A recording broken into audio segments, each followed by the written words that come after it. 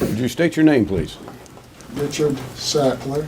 It's been more than 8 years since BC declared a public health emergency over the number of opioid deaths. It's been a little more than 2 weeks since Christine Kidd lost her son. Since then, more than 15,000 people have died from toxic drugs in the province. Tori Smigelski died of fentanyl poisoning 6 years ago, one of the more than 40,000 Canadian victims of the opioid crisis. Over the past number of years, we've invested in a compassionate, science-based, evidence-based approaches to saving lives. Some patients may be afraid of taking opioids because they're perceived as too strong or addictive, but that is far from actual fact.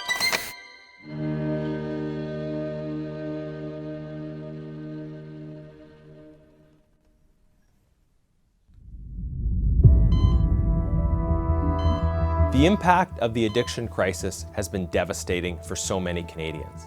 Countless lives have been lost, and families and communities have been torn apart. Opioids alone have killed tens of thousands of people.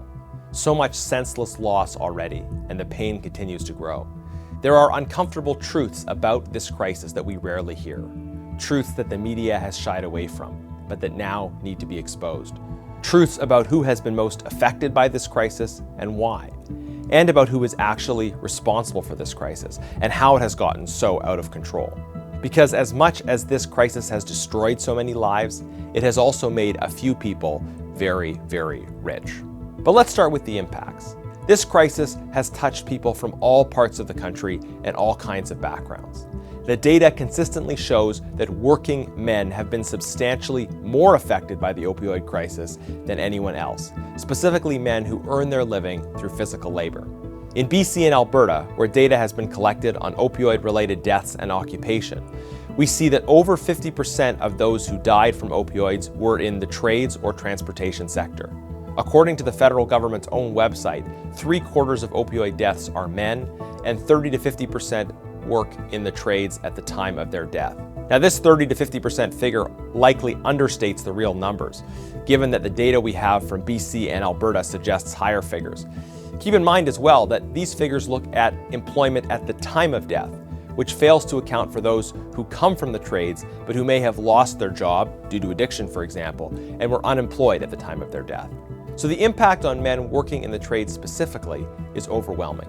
Behind every one of these events is a real and tragic human story. Daughters and sons who will grow up without their fathers, mothers and fathers who will mourn the loss of their sons. You'll hear a lot in the news about groups that are disproportionately affected by various kinds of problems. But in the case of the opioid crisis, almost no one wants to acknowledge that working men have been substantially and disproportionately affected. So what's going on here? If you visit the federal government's website, you'll find a page on men in trades and substance abuse, which offers some proposed reasons for the impact on working men. According to them, trades work is physically demanding and stressful. It is common for trades workers to want to celebrate or relax after work by using substances like drugs and alcohol. Reading this is frustrating. In my life, I've been a carnival worker, a university student, a bingo caller, a tree planter, a political staffer, a private sector pollster, and a member of parliament. A series of very different jobs, some of which involve physical work, many of which do not. But you know what all these things have in common? People going for drinks and sometimes partying harder than they should after work. That happens in every sector of the economy, and it does not explain the disproportionate impacts we are seeing. I have literally heard firsthand stories of people in corporate settings encouraged by colleagues to use certain drugs in order to help them stay alert and work longer hours. The idea that alcohol and drug abuse is uniquely a problem in the trades is classist BS. Remember when Justin Trudeau talked about gendered impacts of male construction workers? There are gender impacts. When you bring construction workers into a rural area, there are social impacts because they're mostly male construction workers. But never talked about the gendered impacts of predatory men who work in politics and entertainment? This is the same thing. Elites pushing the stereotype that working men are dangerous and that they are not. Now, the next point on the government's website about why working men are disproportionately impacted by the opioid crisis says, since injury and pain are common in the trades, workers often use alcohol or other substances to cope with pain. Pain relief is one way people get introduced to the opioids. Okay, this seems a bit closer to the mark, but it's still framed in a way that ignores who is really responsible. In many cases, people dealing with opioid use disorders in particular didn't just wake up one day and decide to pop a pill at an after-work party. No. This addiction crisis started because opioids were aggressively and manipulatively marketed as the solution to acute and chronic pain. Not in every case, but often the journey to dangerous opioid use has started with a prescription from a trusted medical professional. Understanding how the addiction crisis actually started will shed some light on why working men are most affected. So let's start from the beginning. I got my life back now. Now I can enjoy every day that I live. I can really enjoy myself. I just can't explain how happy I am today.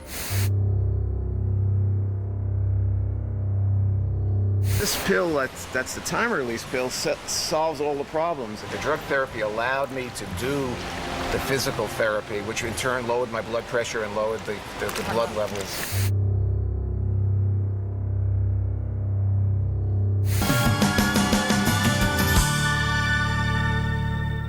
In 1996, a company called Purdue Pharma launched a brand new opioid product called OxyContin. Purdue was controlled by a single super-rich family, the Sacklers, with experience in the drug and medical advertising business.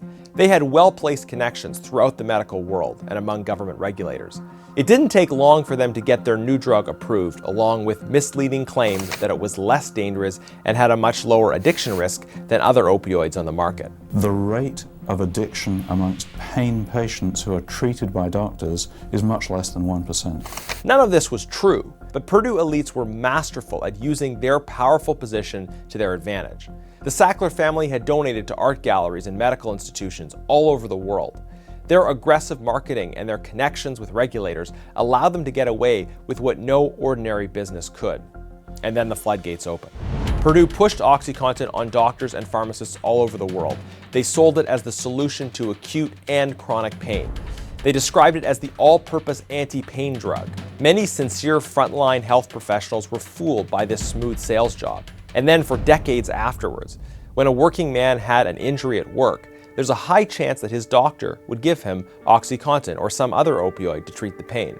Men in this situation generally believed the experts. And why wouldn't they? But the experts were wrong. Eventually, the prescription dosage just couldn't keep up with the tolerance they had built up, and the dependency their body had formed would not let up. As an alternative, they would turn to street drugs. As people started to find out about how dangerous these products actually were, Purdue turned to the consultants at McKinsey, an elite, morally bankrupt global consulting company, who advised Purdue on how to keep the money rolling in. Eventually, people found out, but Purdue still made a lot of money for a long time.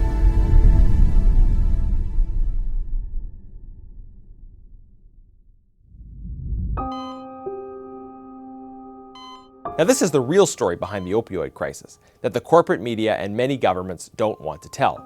They don't want to tell it because it implicates the powerful in a crisis that most affects working people.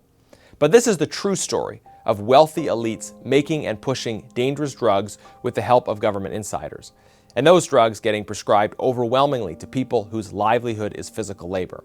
The bottom line is that working men today are more likely to die from opioid use disorders, not because of some choice they made, not because of after-work partying, but because they were given dangerous poisons under false pretenses, poisons produced by the wealthy and well-connected who are still making money off their pain even today. Another group disproportionately affected by the opioid crisis is Indigenous peoples. They are facing more of the negative impacts and are far less likely to be among the big pharma reps, consultants, and political insiders reaping the benefits. According to the Government of Canada website, again, the possible reasons for this disproportionate impact on Indigenous peoples are historical and intergenerational trauma, including the impact of colonization, loss of traditional culture and language, and experiences with Indian residential schools. What they do not highlight, though, is how inequalities and gaps in healthcare and patterns of overprescription can particularly impact vulnerable groups like Indigenous peoples. When opioids or benzodiazepines are overpromoted and falsely presented as some kind of risk-free solution to physical or mental pain, groups already disproportionately affected by trauma are going to be disproportionately affected by overprescription. Again, it is the wealthy, politically connected elites who benefit and everyday people who suffer. So where do we go from here? How do we fix this mess? Conservatives are the only party committed to standing up to Big Pharma and to taking on elite political insiders and consultants. We have a plan that will protect working people and all victims of the addiction crisis. The common sense conservative solution to the addiction crisis is to make the perpetrators pay and to support the victims. Under this Trudeau government, consulting contracts to McKinsey have ballooned in spite of McKinsey's work assisting Purdue Pharma. What's more, this government has championed so-called safe supply programs, which have ended up allowing the same drug pushers at Purdue, the very company that started this crisis, to manufacture and sell opioids to vulnerable people once again. A Pierre Poilievre-led Conservative government would sue these elites for all damages associated with the addiction crisis and pump the money from this legal action into prevention, treatment, and recovery. Those who have been affected by this crisis deserve the opportunity to fight their addiction, get well, and get back to normal life through readily available treatment and recovery programs. While Conservatives would make the drug pushers pay, Liberals and New Democrats continue to pay the pushers. They continue to give your tax dollars to the pharmaceutical and consulting elites, effectively paying the pushers of drugs instead of making the pushers pay. This is fundamentally about whose side you're on. Are you on the side of the wealthy companies and insiders who caused this crisis? Or are you on the side of the working men, their families, and all who are suffering grievously and disproportionately? Because the policies of this current government are about giving up on those who are suffering and paying big money to their friends.